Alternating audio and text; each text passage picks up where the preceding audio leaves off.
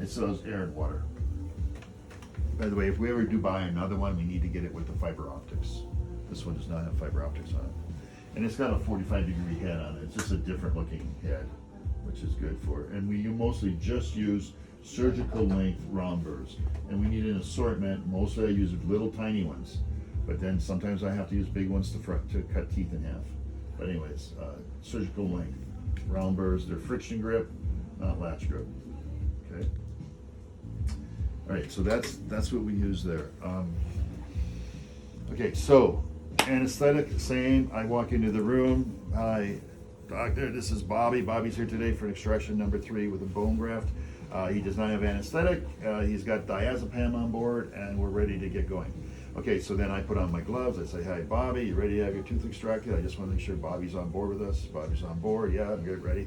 So I place the topical. I'll use Carbocaine. In this case, we use 3 carpules of Carbocaine or Arcane. Use 3. You're going to use 2 in the buccal, on the buccal side of the tooth, and then 1 you're going to give palatal. It's good for the dental assistant to have a second topical, because she can just place some topical there at the beginning. When I start giving my topical, she can place topical on the palate side, and then that just helps them not feel the palate shot as much. I have no secrets on palatal shots; they just seem to hurt. So I think informing the patient is the biggest secret. You just tell them you're going to feel a poke, and the poke's going to go real quick, and you're going to be extremely numb. Why is it important to stay extremely numb? You have to give the patient a benefit for the discomfort they're going to feel. So why would they put up with the discomfort? They're going to put up with the discomfort because we're telling them you're going to get a bonus out of this. You're going to get extremely numb. Okay, and people want to be extremely numb, and palatal shots get you very numb. Tina had a trick of blowing air on the site while you're giving anesthetic, and that seems to help. Oh, yep. Any kind of distraction is good. Air is a distraction. So thanks for that tip. I can't blow the air, but the dental assistant could blow the air. Yep, you have to have that second pair of hands. We've done all kinds of things. We've used mirror handles and put a lot of pressure there, and it works for some, doesn't work for others. And I think the biggest thing is the communication, so they're not surprised. They know that they're going to feel something, and it's normal, and it will go away. Those are important messages for the patient. Okay, so then we get them numb, and we have to wait. A lot of my procedures, I just immediately start with Articaine, but on extractions, we want to make sure they're numb. We test them. Usually I use the periosteal elevator. Periosteal elevators are a big player. That's this instrument here. So I use this for a lot of things.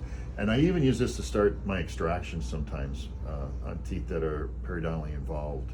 It's got a nice curve. It fits between the teeth. You can get a nice angle. It's got a nice long leverage arm, so you can really pry, and it's strong. It doesn't break and bend very easily.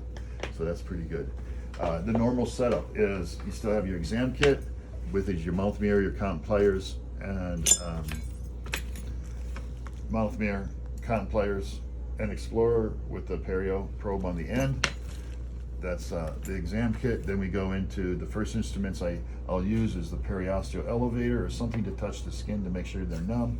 Then I use a small elevator and then a larger elevator.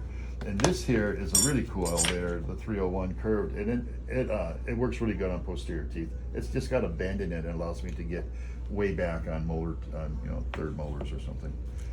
But anyways, love this setup.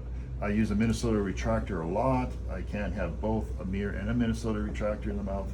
I can't hold them both, so but on surgeries I use the Minnesota retractor a ton, and then and so hopefully we get the tooth out with forceps and elevators. Here's a forceps, and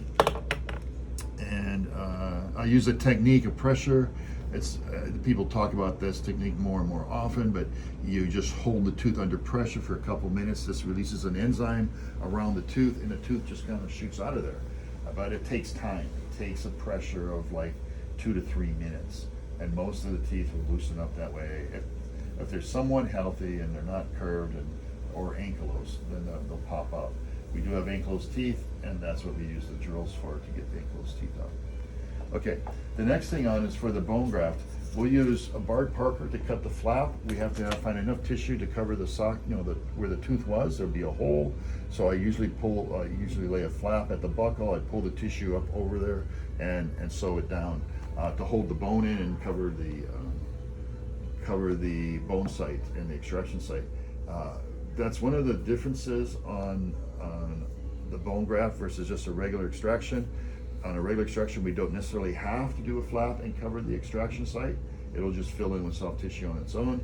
On the bone graft, we don't want anything exposed. We will totally cover it and make it so the bone can't fall out and soft tissue is slower to enter the site.